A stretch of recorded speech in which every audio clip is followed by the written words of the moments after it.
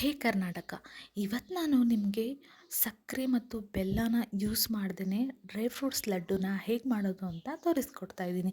ಇದು ಚಿಕ್ಕವ್ರಿಗೂ ದೊಡ್ಡವ್ರಿಗೂ ತುಂಬಾ ಯೂಸ್ ಆಗುತ್ತೆ. ಎಲ್ಲರೂ ಬೆಳಗ್ಗೆ ಎದ್ದು ಟೀ ಕುಡಿತಾರೆ. ಟೀ ಆರೋಗ್ಯಕ್ಕೆ ತುಂಬ ಕೆಟ್ಟದ್ದು. ಹಾಗಾಗಿ ಈ ಒಂದು ಲಡ್ಡು ತಿನ್ನಿ, ಇಡೀ ದಿನ ನಿಮ್ಮದು ಎನರ್ಜಿ ಆಗಿರುತ್ತೆ.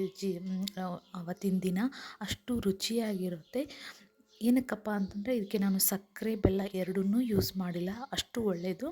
ನೀವು ತಿನ್ನಿ, ಮಕ್ಕಳಿಗೂ ತಿನ್ನಿಸಿ, ಡೇ ಫುಲ್ ಫ್ರೆಶ್ ಎನರ್ಜೆಟಿಕ್ ಆಗಿರ್ಬೋದು.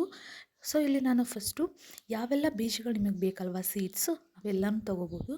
ನಾನಿಲ್ಲಿ ಸೂರ್ಯಕಾಂತಿ ಅಂದರೆ ಸನ್ಫ್ಲವರು, ಹಾಗೆ ವಾಟರ್ ಮೆಲನ್ ಸೀಡ್ಸು, ಹಾಗೆ ಮಸ್ಕ್ ಮೆಲನ್ ಸೀಡ್ಸು, ಹಾಗೆ ಬೂದ್ಗುಂಬಳಕಾಯಿ ಆ್ಯಶ್ ಗಾರ್ಡ್ ಸೀಡ್ಸ್ನ ತೊಗೊಂಡಿದ್ದೀನಿ. ನಿಮ್ಗೆ ಯಾವುದೆಲ್ಲ ಬೇಕಲ್ವ ಅವೆಲ್ಲ ಸೀಡ್ಸ್ನ ತೊಗೊಂಡು ನೀಟಾಗಿ ಫ್ರೈ ಮಾಡ್ಕೊಳ್ಳೋಣ. ಎಷ್ಟು ಫ್ರೈ ಮಾಡ್ಕೋಬೇಕಪ್ಪ ಅಂತಂದರೆ ಇದರಲ್ಲಿರೋ 3% ಆಯಿಲ್ ಏನಿರುತ್ತಲ್ವ ಅದು ಕಡಿಮೆ ಆಗಬೇಕು. ಇಲ್ಲಪ್ಪ ಅಂತಂದರೆ ತಿನ್ನುವಾಗ ಸ್ವಲ್ಪ ಕಹಿ ಥರ ಬರುತ್ತೆ.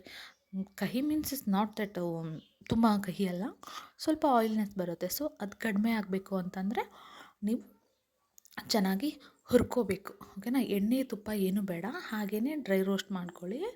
ಇವಾಗ ನಾನು 3ನೇ ಥರದ ಬೀಜ ಹಾಕ್ತಾಯಿದ್ದೀನಿ. ಓಕೆನಾ. ಇದು ಕುಂಬಳಕಾಯಿ ಬೀಜ.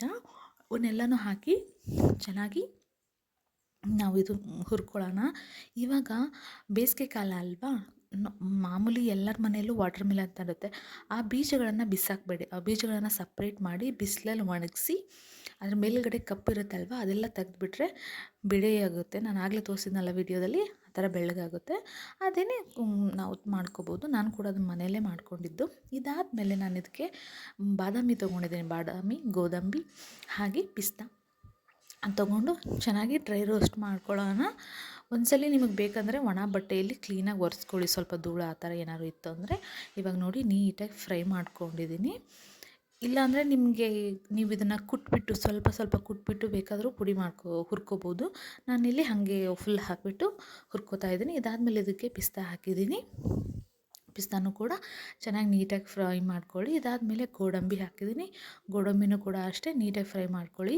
ಪಿಸ್ತಾನ ನೀವು ವಿತೌಟ್ ಸಾಲ್ಟ್ ಫ್ರೈ ಇರುತ್ತಲ್ವ ಅದನ್ನು ತೊಗೊಳ್ಳಿ. ಆಲ್ಮೋಸ್ಟು ಪಿಸ್ತಾನ ಸಾಲ್ಟೆಡಲ್ಲಿ ಕೊಡ್ತಾರಲ್ವ, ಸಾಲ್ಟೆಡ್ ಬೇಡ, ನಾರ್ಮಲ್ ಇರುತ್ತಲ್ವ ನಾರ್ಮಲ್ ಪಿಸ್ತಾ ತೊಗೊಳ್ಳಿ.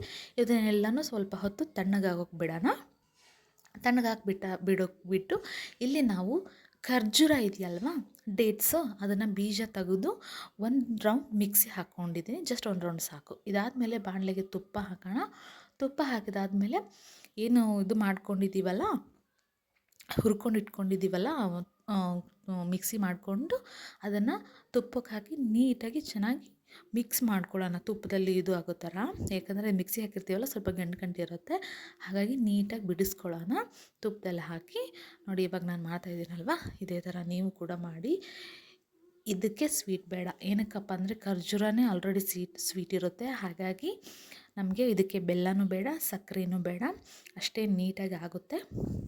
ಇವಾಗ ಚೆನ್ನಾಗಿ ತುಪ್ಪ ಎಲ್ಲ ಕರಗೋ ಥರ ಎಲ್ಲ ಕಡೆನೂ ಮಾಡಿದ್ದೀನಿ. ಇದಾದಮೇಲೆ ನಾನು ಇದಕ್ಕೆ ಸ್ವಲ್ಪ ಏಲಕ್ಕಿ ಪುಡಿನ ಹಾಕ್ಕೊಂಡಿದ್ದೀನಿ. ಏಲಕ್ಕಿ ಪೌಡ್ರ್ ಆಗಲ್ಲಪ್ಪ ಅನ್ನೋರು 1 ಸ್ಪೂನ್ ಸಕ್ಕರೆನ ಅದಕ್ಕೆ ಮಿಕ್ಸ್ ಮಾಡಿ ಹಾಕ್ಕೊಳ್ಳಿ. ತುಂಬಾ ನೀಟಾಗಿ ನುಣ್ಣಗೆ ಬರುತ್ತೆ. ಹಾಗೆಯೇ ಇವೆಲ್ಲನೂ ನಾನು ತೀರಾ ಸಣ್ಣಗೆ ಮಾಡ್ಕೊಂಡಿಲ್ಲ, ಸ್ವಲ್ಪ ಬಾಯಲ್ಲಿ ಸಿಗಲಿ ಅಂತ ತರಿಯಾಗಿ ಕುಟ್ಕೊಂಡು ಮಿಕ್ಸಿ ಮಾಡಿ ಇಟ್ಕೊಂಡಿದ್ದೀನಿ.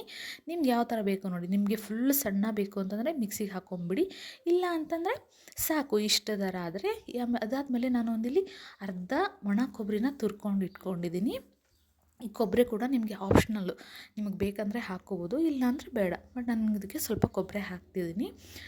ಒಂದು ಅರ್ಧ ಬಟ್ಲಷ್ಟು ಕೊಬ್ಬರಿ ಹಾಕಿದ್ದೀನಿ. ಇದಾದಮೇಲೆ ಏನು ನಮ್ಮದು ಡೇಟ್ಸ್ ಹಾಕಿ ಬೆಚ್ಚಗೆ ಮಾಡಿರ್ತೀವಲ್ಲ ತುಪ್ಪದಲ್ಲಿ, ಅದಕ್ಕೆ ಇವಾಗ ಏನೇನು ಮಿಕ್ಸ್ ಮಾಡಿದ್ದೀವಲ್ವ, ಒಣ ಕೊಬ್ಬರಿ, ಡ್ರೈ ಫ್ರೂಟ್ಸ್ ಎಲ್ಲನೂ ಹಾಕಿ ನೀಟಾಗಿ ಕೈ ಆಡ್ಕೊಳ್ಳೋಣ. ಒಂದು ಸ್ವಲ್ಪನೂ ಗಂಟಿಲ್ಲದೆ ಇರೋ ಥರ, ಒಂದೇ ಕಡೆ ಆಗದೇ ಇರೋ ಥರ ಡೇಟ್ಸು ನೀಟಾಗಿ ಕೈಯಲ್ಲೇ ಒಂದು ಸ್ವಲ್ಪ ಹೊತ್ತು ಬಿಡಿ. ಮತ್ತು ತುಂಬ ಬಿಸಿ ಆದರೆ ಕೈ ಸುಟ್ಟೋಗುತ್ತೆ.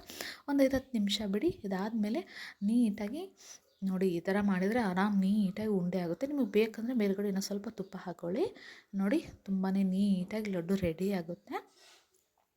ಎಲ್ಲನೂ ನೀಟಾಗಿ ಮಿಕ್ಸ್ ಮಾಡಿ ಇದಕ್ಕೆ ನಾನು ಸಕ್ಕರೆ ಬೆಲ್ಲ ಏನೂ ಯೂಸ್ ಮಾಡಿಲ್ಲ. ತುಂಬಾ ಹೆಲ್ತ್ ಬೆನಿಫಿಟ್ಸ್ ಇದೆ. ಎಲ್ಲ ಬೀಜಗಳಿಂದ, ಸೀಡ್ಸಿಂದ, ಹಾಗೆ ಡೇಟ್ಸಿಂದ, ಹಾಗೆ ಡ್ರೈ ಫ್ರೂಟ್ಸಿಂದ ಚಿಕ್ಕ ಮಕ್ಕಳಿಗಂತೂ ತುಂಬಾ ಇಷ್ಟ ಆಗುತ್ತೆ. ಹೊರಗಡೆ ಸ್ವೀಟ್ ಕೊಡಿಸೋ ಬದಲು ನೀವು ಇದೇ ಥರ ಮನೇಲಿ ಮಾಡಿಕೊಟ್ರೆ ತುಂಬಾ ರುಚಿಯಾಗಿಯೂ ಇರುತ್ತೆ, ಹೆಲ್ದಿಯಾಗಿಯೂ ಇರುತ್ತೆ. ಹಾಗೆ ದೊಡ್ಡವ್ರಿಗೂ ಕೂಡ ತಿನ್ಬೋದು, ಅಷ್ಟು ರುಚಿಯಾಗಿರುತ್ತೆ ಈ ಡ್ರೈ ಫ್ರೂಟ್ಸ್ ಲಡ್ಡು. ಈ ವಿಡಿಯೋ ನಿಮ್ಗೆ ಇಷ್ಟ ಆದರೆ ನನ್ನ ಚಾನಲ್ನ ಸಬ್ಸ್ಕ್ರೈಬ್ ಮಾಡಿ, ಸಪೋರ್ಟ್ ಮಾಡಿ. ಓಕೆ, ಹಾಗೆ ನೀವು ಕೂಡ ಒಂದ್ಸಲಿ ಈ ಡ್ರೈ ಫ್ರೂಟ್ಸ್ ಲಾಡುನ ನಿಮ್ಮ ಮನೇಲಿ ಟ್ರೈ ಮಾಡಿ. ಹಾಗೆ ಹೇಗೆ ಬಂದಿತ್ತು ಅಂತ ನನಗೆ ಕಮೆಂಟ್ ಮುಖಾಂತರ ತಿಳಿಸಿ. ಹಾಗೆಯೇ ನೀವು ಪ್ರತಿದಿನ ಟೀ, ಕಾಫಿ ಕುಡಿಯೋ ಬದಲು ಈ ಥರ ಒಂದು ಡ್ರೈ ಫ್ರೂಟ್ಸ್ನ ತಿಂದರೆ ನಿಜವಾಗ್ಲೂ ನೀವು ನಿಮ್ಮ ಏನು ಹೆಲ್ತಲ್ಲಿ ಇಂಪ್ರೂವ್ಮೆಂಟ್ನ ಕಾಣ್ತೀರಾ. ಈ ವಿಡಿಯೋ ಇಷ್ಟ ಆದರೆ ಸಬ್ಸ್ಕ್ರೈಬ್ ಮಾಡಿ, ಶೇರ್ ಮಾಡಿ, ಕಮೆಂಟ್ ಮಾಡಿ.